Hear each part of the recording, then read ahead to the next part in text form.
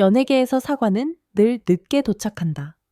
사건이 벌어진 뒤 사람들의 감정이 먼저 달아오르고 해명과 반박이 오가며 진실이든 오해든 한 덩어리의 논란이 만들어진 다음에야 사과는 나타난다.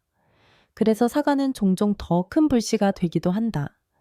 왜 이제야 진심이 맞아? 이미 이미지 관리 아니야 같은 질문이 뒤따르기 때문이다. 그런데 이번 이야기는 조금 다른 결을 갖는다. MC 붐이 가수 박지연을 직접 찾아가 과거 무례했던 행동에 대해 사과했다는 행보가 공개되면서 대중의 시선이 한 곳으로 모이고 있다. 논쟁의 중심은 단순하다. 박지연은 이 사과를 받아들일까? 더 정확히 말하면 받아들인다면 어떤 방식으로, 받아들이지 않는다면 어떤 기준으로 거리를 둘까? 이 사안이 흥미로운 이유는 누가 옳고 그르냐의 단순한 구도가 아니라 관계의 복원이 가능한가를 묻는 질문이기 때문이다. 방송이라는 무대에서 벌어진 일은 다시 방송으로 소비되고 사람들의 판단은 갈라진다. 하지만 당사자에게 남는 건 결국 감정과 기억이다. 그래서 이번 사과는 논란의 수습이 아니라 관계의 방향을 다시 정하는 일에 가깝다.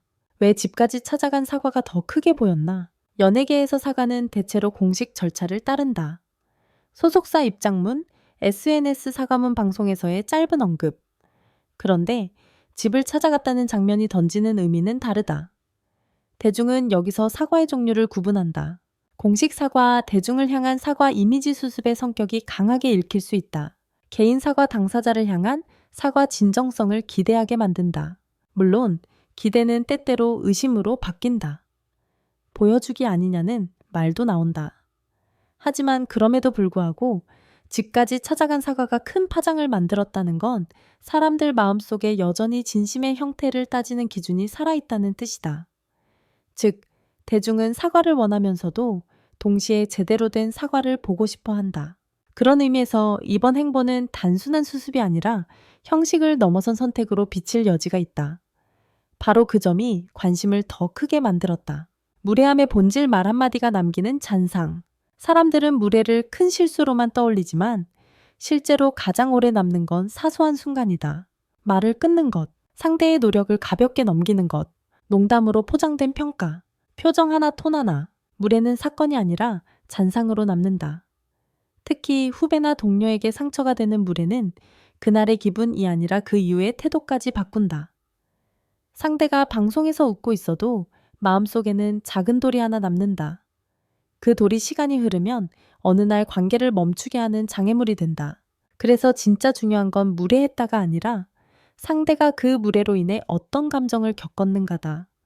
사과가 효과를 발휘하려면 잘못을 인정하는 문장보다도 상대의 감정을 이해하고 있다는 신호가 먼저 와야 한다. 사람들은 사과의 문장보다 사과의 태도에서 진심을 본다. 붐의 사과가 시험대에 오르는 이유.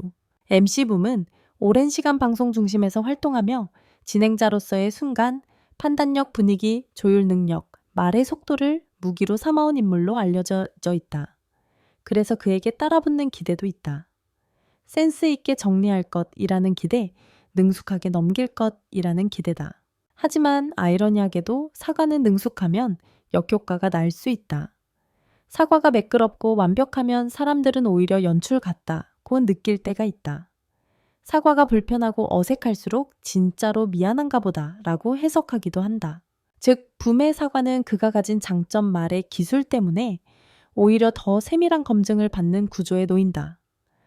잘 말해서 넘기려는 사과인지, 잘못을 인정해서 고개를 숙인 사과인지, 이 미묘한 차이가 대중의 평가를 가른다.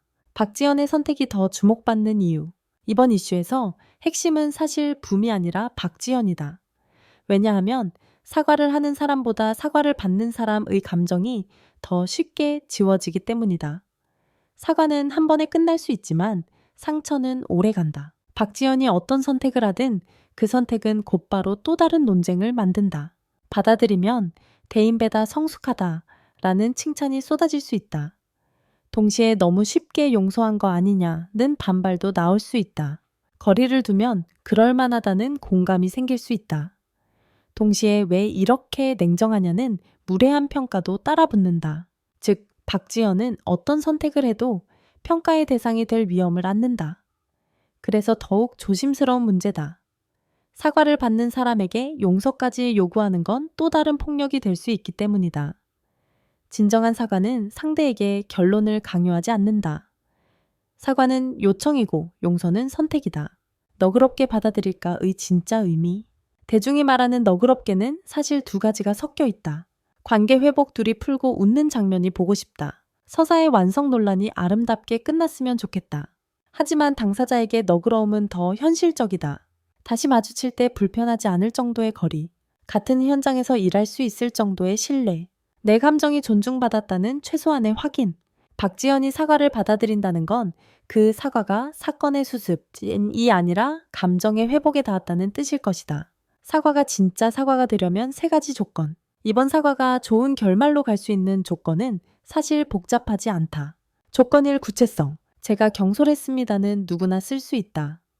하지만 그때 제가 어떤 말 슬래시 태도로 상처를 줬는지를 정확히 짚으면 사과는 한 단계 깊어진다.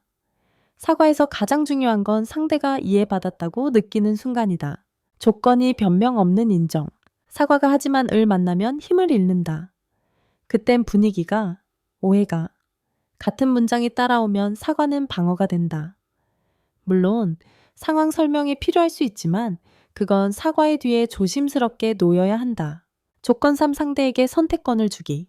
용서해달라고 강하게 요구하면 사과는 거래가 된다. 괜찮아질 때까지 기다리겠다는 태도는 사과를 존중으로 만든다. 가능한 시나리오. 세 가지 앞으로 어떻게 흘러갈까? 시나리오 A. 조용한 화해. 박지연이 공개적으로 크게 언급하지 않고 두 사람의 관계는 현장에서 자연스럽게 풀리는 방식. 대중의 열기는 시간이 지나며 잦아들고 두 사람은 불필요한 소비를 피한다. 현실적으로 가장 가능성이 높은 결말이다. 시나리오 B. 방송에서의 정리. 둘이 같은 프로그램 슬래시 무대에서 짧게라도 서로의 입장을 확인하고 분위기를 정리하는 장면이 나올 수 있다. 다만 이 경우 연출 논란이 함께 따라올 수 있어 굉장히 섬세한 톤이 필요하다. 시나리오 C. 거리두기. 사과는 받되 관계를 예전처럼 되돌리진 않는 방식. 이 역시 충분히 건강한 선택이다. 사과는 상처의 원인을 멈추는 일이지 관계를 원상복구하는 의무가 아니다. 사람들은 사과 이야기를 좋아한다. 왜냐하면 사과는 갈등의 엔딩처럼 보이기 때문이다. 하지만 현실에서 사과의 진짜 엔딩은 모든 게 예전처럼이 아니다. 진짜 엔딩은 서로의 감정을 존중하는 선에서 관계의 새로운 규칙을 만드는 것이다. MC 붐이 집까지 찾아가 사과했다는 사실이 큰 관심을 받는 이유도 결국 여기에 있다. 그는 형식적인 문장 이상의 것을 시도한 것으로 읽힌다. 이제 남은 건 박지연의 선택이다. 그리고 그 선택은 대중의 기대가 아니라 박지연의 마음을 기준으로 해야 한다. 사과는 잘못한 사람이 시작하지만 회복은 상처받은 사람이 결정한다. 그러니 지금 가장 중요한 질문은 이것일지도 모른다. 박지연이 아니라 우리가 사과를 어떻게 소비하고 있는가? 누군가의 상처가 클릭을 위한 장식이 되지 않도록. 누군가의 진심이 프레임 싸움으로 더럽혀지지 않도록. 이번 논란의 결말이 어떤 형태가 되든 한 가지는 분명하다. 진짜 사과는 박수 받기 위해 하는 게 아니라 상대의 마음을 다시 사람으로 대하기 위해 하는 것이다.